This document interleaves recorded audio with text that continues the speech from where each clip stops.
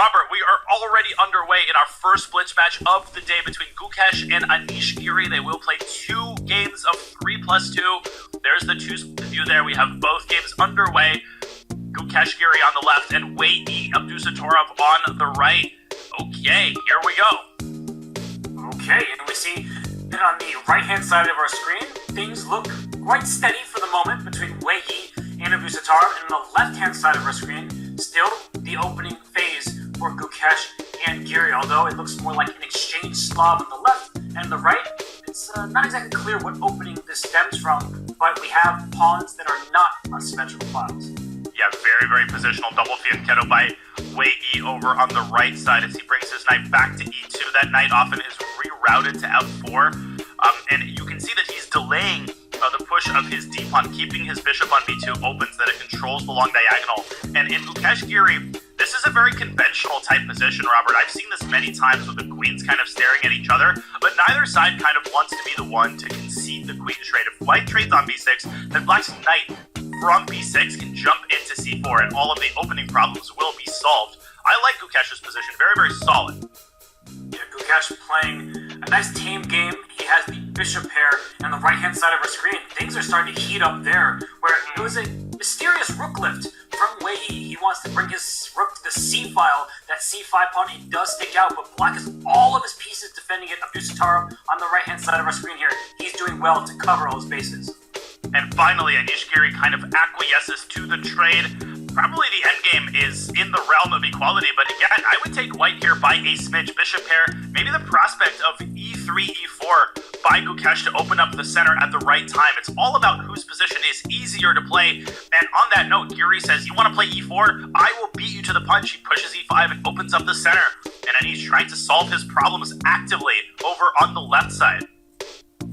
We have 2 very fun games here. On the left-hand side of our screen, the queens are off, but that doesn't mean that the life is over in this position.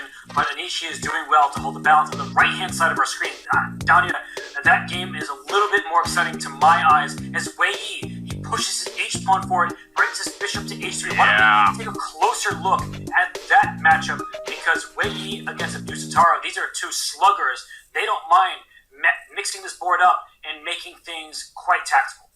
Let's do it, because left side is a pretty stable endgame. It's a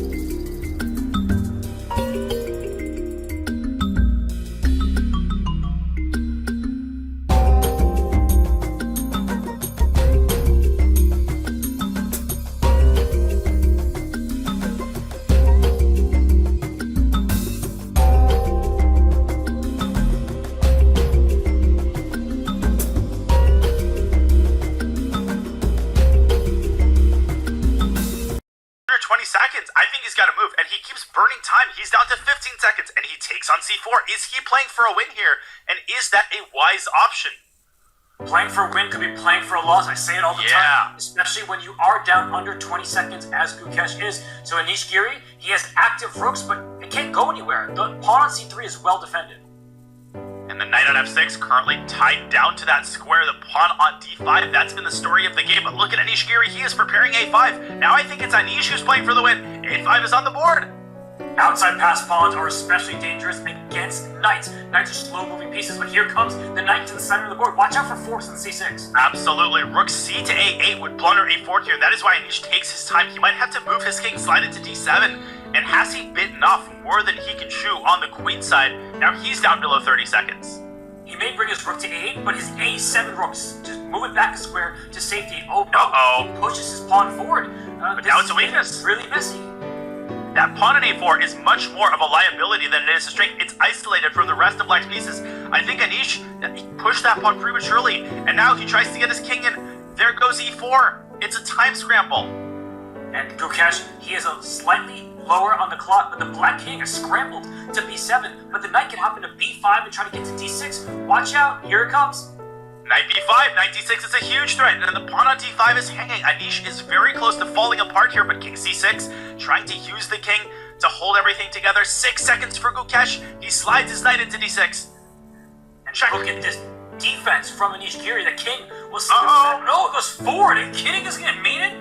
Oh my gosh, 4 seconds for Gukesh, but rook 81, knight f4, 2 seconds. Gotta move, rook 81. And then a3. Yes, push the 8 pawn. It's a passer. And can Wijk go king b3 there and try to set up a mating that f6, undermining the pawn, and he blunders?